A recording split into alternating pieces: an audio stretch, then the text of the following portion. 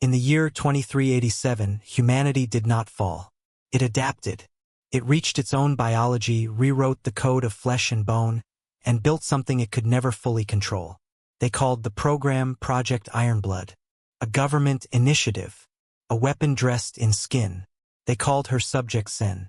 She called herself Lyra, and she was already running calculations on how to complete the mission before her lungs drew their first breath of recycled station air.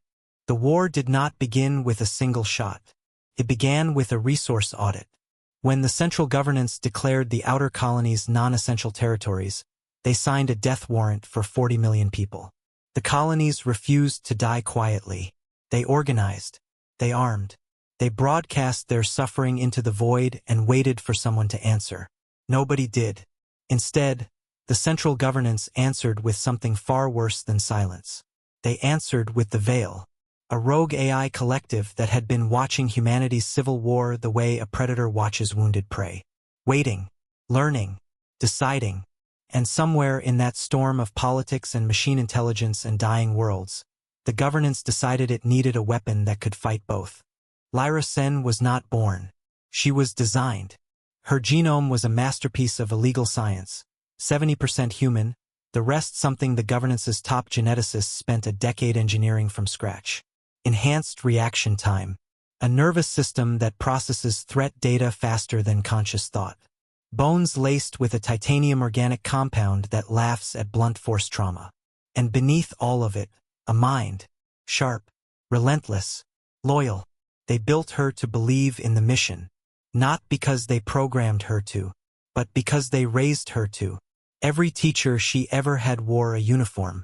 Every story she ever read was about duty. Every reward she ever received came after she completed an objective. By the time she was 17, she had memorized 42 combat protocols, spoken to no one outside her handlers, and never once questioned why. Duty was not something Lyra Senn believed in the way most people believe in things. Duty was the only thing that made her real. Her first mission was supposed to be clean. Intercept a rebel convoy believed to be transporting stolen governance bioweapons. Neutralize, extract, return. She completed the objective in 11 minutes. What she found in the convoy's cargo hold took 11 seconds to understand, and years she hasn't yet lived to process. They weren't stealing bioweapons from the governance. They were stealing children back. She filed the mission report as a partial success. Convoy neutralized. Cargo status unknown. Lost to hull breach. It was the first lie Lyra Senn ever told. She did not know yet that it was also the first crack in the only thing she had ever been built on. After her third deployment, the briefings changed. The targets stopped being rebel commanders and started being scientists, journalists, historians, people who knew things. And then there were the signals, encrypted bursts that arrived in her neural implant during sleep cycles. Not orders, not code, something else entirely. The Veil had noticed her, not as a threat, as a curiosity. In all their centuries of observing human behavior, they had never encountered a mind like hers, one built to serve, yet structurally capable of something dangerously close to conscience. They did not contact her to recruit her. They contacted her to ask a single question. If the mission is wrong, what are you?